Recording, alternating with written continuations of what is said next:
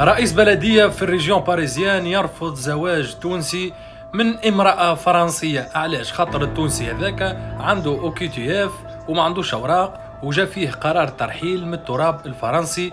لو مير مشى لوكيل الجمهوريه قدم شكايه، قال له راهو السيد عنده اوكي اف، هذاك علاش مانيش باش نوافق لك، باش نوافق له على الزواج نتاعو من الفرنسيه هذه، والقانون يمنعني. يا اخو وكيل الجمهوريه قال له لا، يلزم توافق عليه العرس. قال له ما فما حتى قانون يمنع او يرفض يمنع زواج مهاجر غير شرعي من امراه فرنسيه معناها وعندها الاوراق.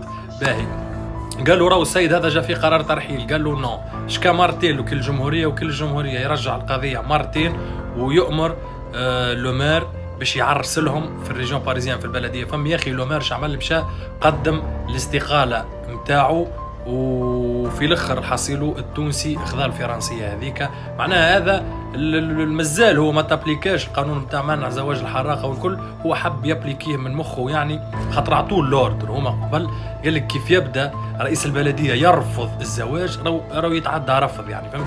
خاطر هما هبطوا عليها قبل، اما قال لك تبقى مربوطه كل بلديه وكيفاش. يا اخي هو حب يجرب. يا اخي وكيل الجمهوريه بحكم ما فما حتى قانون يعني على الورق يمنع زواج مهاجر غير شرعي من فرنسيه، ولا وافق على الزواج، ورئيس البلديه ذاك قدم استقالته.